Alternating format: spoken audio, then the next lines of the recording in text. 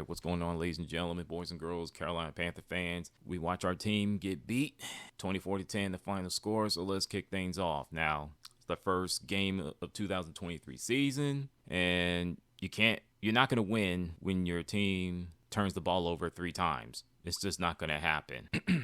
Atlanta Falcons did not turn the football over. That was the difference.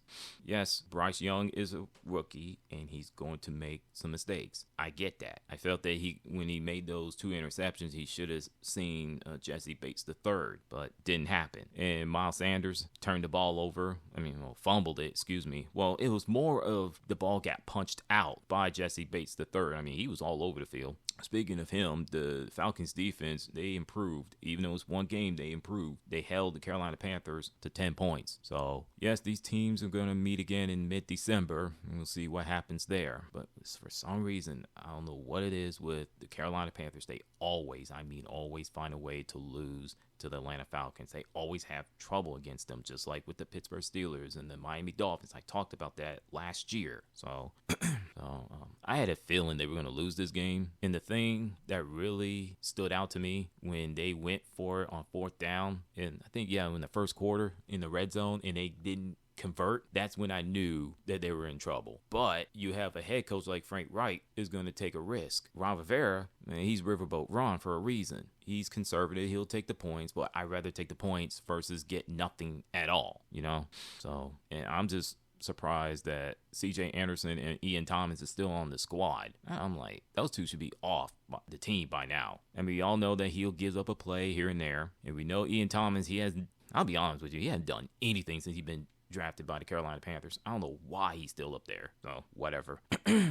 I wouldn't be surprised if Bijan Robinson, for the running back for the Atlanta Falcons, wins the Rookie of the Year. I wouldn't be shocked at all. That dude is special. My goodness. Now, the Carolina Panthers will host the New Orleans Saints on Monday Night Football on ESPN. I am gritting my teeth when I say that, and I'm going to get to that part a little bit later. What do I think is going to happen between these two teams on next Monday Night Football? It's a NFC South division rivalry, and they're going to try to fill each other out, and just like today's game, and we're going to see which team will make the less mistakes. Do I expect Carolina to win against the New Orleans Saints next Monday night? At this point, I don't know. Even though I picked Carolina to go 7-10, you know what? I'm just going to throw it out there. They're not winning at home against the New Orleans Saints. That's how I feel. Now, speaking of ESPN Spectrum, there has been a little catfight between Charter Spectrum versus Walt Disney. Long story short, is over money. On August 31st, 2023, a month ago,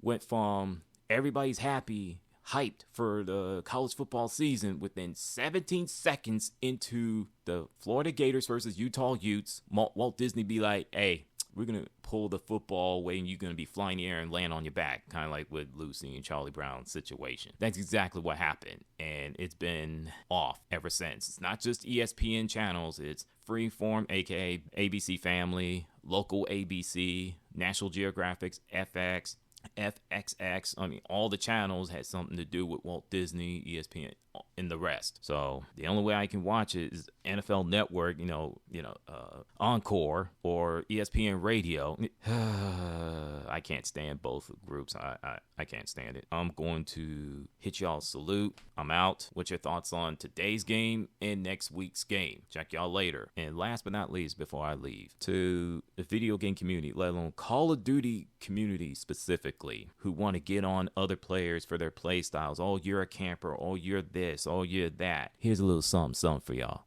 Get good. Do better. Have play styles. Not just be one-dimensional, okay? Someone came after me on my video when I put out my Custoff 545 video just because I quote-unquote camp. First off, it's shipment. It's chaotic. Secondly, I edited the video so it wouldn't be crazy long, okay? That's why people will think that, oh, I just camped. No, I played that game the entire match. I moved around a bit. So in past matches, including shipment, I get blown up trying to go run and gun. So, yeah, I'm out. I'm done. I shouldn't have to explain it to y'all, but I have to.